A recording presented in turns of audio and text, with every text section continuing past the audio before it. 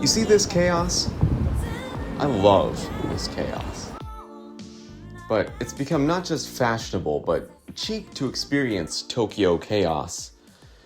And these days, it's hard to find someone who wants to adventure away from the chaos and experience Hokkaido for a week. My coworker Kyle fit the bill. He's got admittedly middling Japanese, as do I, because I get flustered every time I speak with anyone. But he's got the curiosity and cultural consciousness to travel the world. You turn to your right. Civilization. Over the week we spent in Hokkaido, we not only immersed ourselves in our senses, but in nature and in mindless TV, as well as some retrospection and reflection in the moments of silence in between the stunning, intense action sequences. The itinerary was simple. It was hike, bathe, eat. Hike, bathe, eat. Hike, bathe, eat.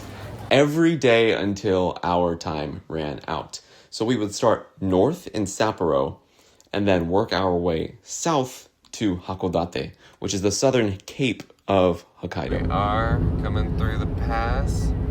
Look at the snow on the mountaintops. Wish I could stare at, but I guess Yes, please don't.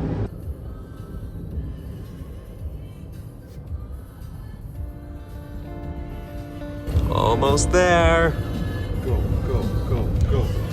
Now, the Western Cape was the first place we visited of interest. It's called Kamui, and it reminds me of the cliff sides of California with its steep drops, and then the chilly winds pounding waves against the shore while snowy, Tahoe-like mountains adorn the background. Next up, Mount Monbetsu transports you through the canopy of a forest and then whips you up into ridge after ridge, going up and down hills as far as the eye can see. Then Mount Usu's ropeway overlooks, still slightly active, sulfur vents and the surrounding national park, including the caldera of Lake Toya. Toyako Onsen was born when hot spring water started gushing from the lakeside after eruptions in 1910. So if you want to be outdoors, there's no shortage of mountains to climb and seaside cities to visit, as long as the weather's cooperating. Some days, you should probably slow down. But some days you push ahead and come back with stories anyway.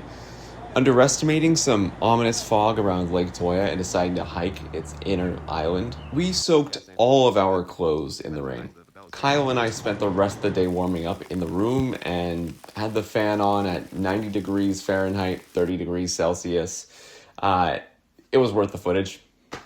So after a long day's up and down, a short onsen visit is to die for, to clean up, refresh, reflect, and plan for the next day.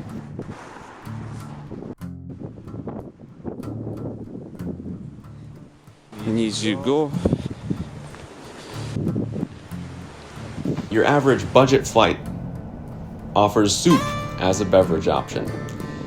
Your average convenience store has food and supplements that will protect your digestion because you certainly aren't getting too many vegetables out there. Costco has bulgogi bakes and poke samples and an escalator for your cart. Oh yeah, pimp my ride. Morning market outside of Hakodate Station has every single kind of seafood, and it's either ready to eat or can be right after you catch it. But Hakodate isn't really an exciting place outside of that morning market. In fact, every single tourist attraction I was looking for was completely hollowed out and empty, and so were most of the residential districts.